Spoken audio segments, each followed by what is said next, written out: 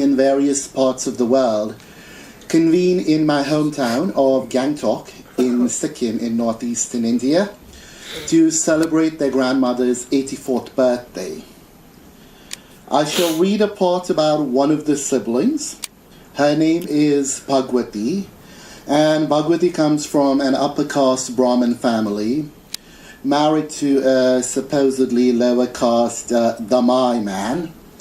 And she has just been fired from her job at a restaurant in Boulder, Colorado. You know, an immigrant working as a dishwasher in a restaurant, and other stereotypes. So this book is full of it. And has returned home to find Ram. And then they talk a little, and Ram is the name of the husband. And it puts Bhagwati in a slightly reflective mode. Okay? So the apartment complex where Bhagwati, Ram, and their sons lived at Thunderbird Circle housed enough Nepali-speaking people to shatter the myth about Boulder's monochromatic personality. The most resented of the various groups were people like Ram and her, the Bhutanese refugees who had decided to uproot themselves from Denver, where they were originally settled by America, to Boulder for better opportunities. A close second were the diversity lottery winners from Nepal. Then came the professionals, diligent graduates of American universities, working harder still to climb the immigrant ladder one visa status at a time, who maintained a safe distance from the first two categories, guided in no small part by a mixture of scorn and envy. A handful of South Asian students with the resources to afford the state university's private school-like fees, or the brains to lend themselves to the school's teaching assistant workforce, comprised the remaining residents. Rumor had it that the two couples sharing the one bedroom in 208 were illegal. In apartment 213, sprawled on the flowery bedsheet that covered the carpet, was a headphone-decked Ram repeating, "Thank you for calling Domino's. How may I help you?" over and over again. When her husband noticed her, he removed his headphones and smiled. "Got the Domino's job," he said in halting English, and then, moving to the comfort of Nepali, added, "I'm practicing how to answer the phone." "That's nice." Bhagwati faked enthusiasm. "At least one of us will be working." "You're back early," Ram said. "Did you take a half day?"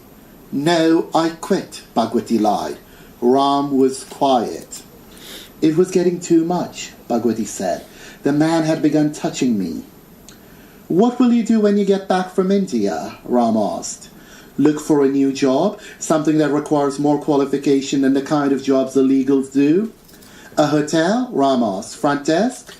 "Reservations, perhaps. No standing up required." "When do you start?"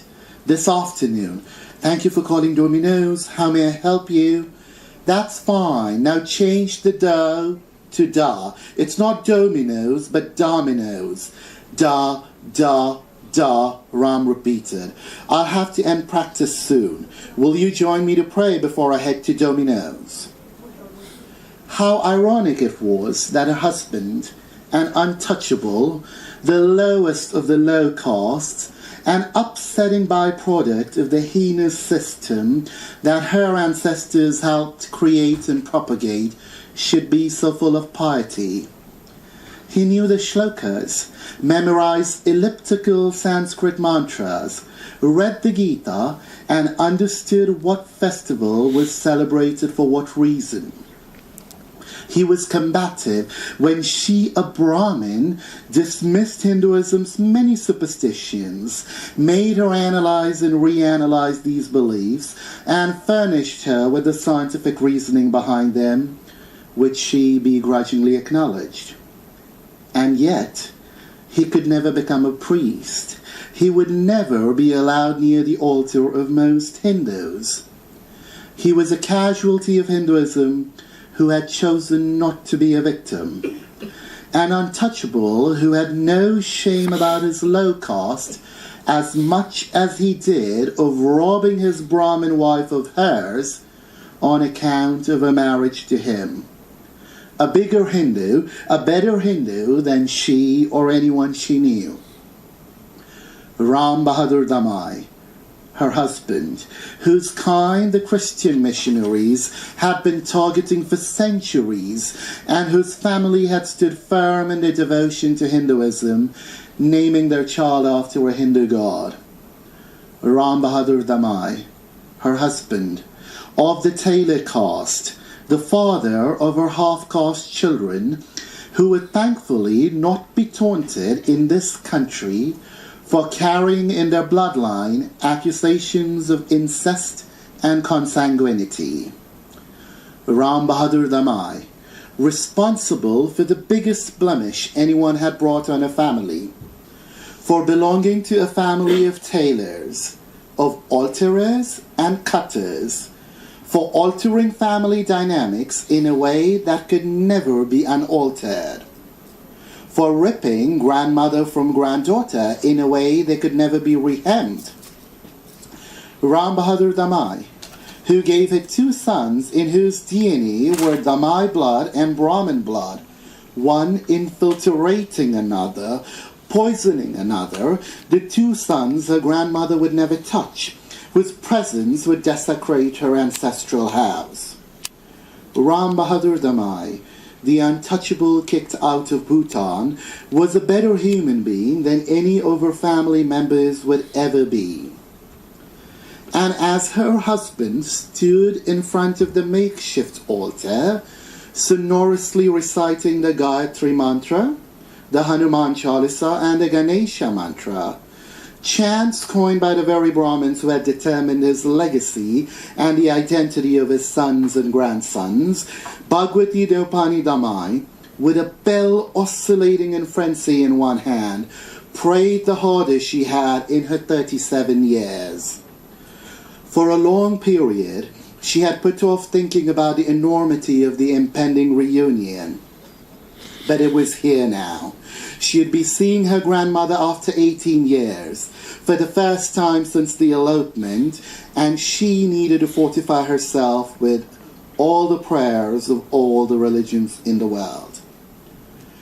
Now, while Bhagwati is preparing to visit her grandmother in Colorado, Agastya, her brother, is in New York, preparing to visit his grandmother again. So this is a little bit about Agastya. The love of Agastya's life fulfilled the requirements that an ideal match was expected to satisfy. First, the person he desired to spend the rest of his life with wasn't a Brahmin. Not the upper echelon Upadhyaya Brahmin, nor belonging to the lower orders. Second, as the first son and grandson of the Neopani family, it was understood that Agastya would get married to a Nepali, no matter from which side of the border. Nikki, even after all these years, was still prone to Naples, Nepali, Napoleon malapropisms, and was easily the most American Agastya had come across. And third, it was important that who he intended to bring into his clan be from a prestigious, well-known family. Nikki belonged to a broken one from rural Ohio, a descendant of a line of rednecks who could barely trace their ancestry beyond 2 generations, and among whom the divorce rate hovered precariously close to 100%. A less important requisite that the freckled, pale, and skinny Nikki fulfilled overwhelmingly was the fairness criterion. Despite being from his family and being witness to what his sister's intercaste marriage did to it, Agastya was sure that the above issues that disqualified Nikki from being the perfect life mate could be worked around. In the face of the big problem, this insurmountable problem, the mother of all problems, Nikki's race, nationality, and questionable family background were hardly worth losing sleep over. No one in the family knew about Nikki. No one among the Neopanis knew Agastya was in a relationship. Registered nurse Nicholas Zachary Wells, you see, was a man. And the man had just threatened his boyfriend with the effective termination of their relationship if they didn't somehow adopt a baby soon, and if his concealment from Agastya's will continue. That Nikki should choose to drop the dual ultimatum 5 minutes before Agastya was to leave for the airport was a quintessential Nikki trait. In the 3 years that they'd been together, Agastya had noticed with growing awe his lover's scheming skills evolve and expand. The silent treatment hadn't yet begun. It would once they neared the airport. I've never been in a relationship where I was hidden for so long, Nikki said, getting into the waiting cab. I feel like the other man. Even Mormon Rob's crazy family knew I existed. It's just my grandmother's birthday, Nikki. Even if we were to go, it would be boring. We can't even fly together. We will fly together when we return. And before that, we shall see the Taj Mahal. Doesn't that get you excited? I'm not sure the stupid king who built the Taj Mahal would have built it had he kept his wife hidden from everyone. The Indian cab driver, while making a turn, stole a furtive glance at them in the rearview mirror. Indian? He asked. Napoleon Indian, Nikki answered for Agastya, and bitterly laughed. The driver nodded, as though he comprehended the frustration behind the hyphen. The spirited shaking of his head could have convinced anyone that the driver had long been a willing audience to Agastya's many rants on the unfairness of having to stress his nationality every time he mentioned his ethnicity.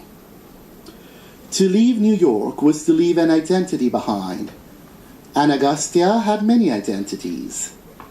In Gangtok, he was the pressured orphan grandson of a woman who considered her other grandson long dead.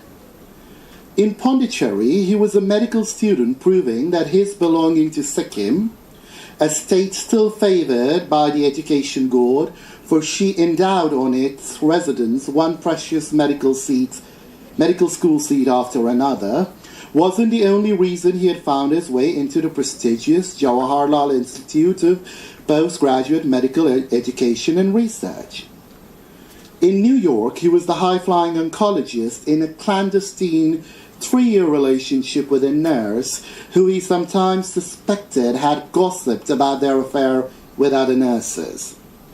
Shedding one cloak and donning another as he traveled from place to place was second nature to Agastya. He was now mentally preparing himself to give up his New York self for several days, at least until Nikki joined him in Delhi after his grandmother's landmark 84th birthday. He hated the compulsion to be that supple. I think we're running really late, so I would like to wind down here. Thank you very much.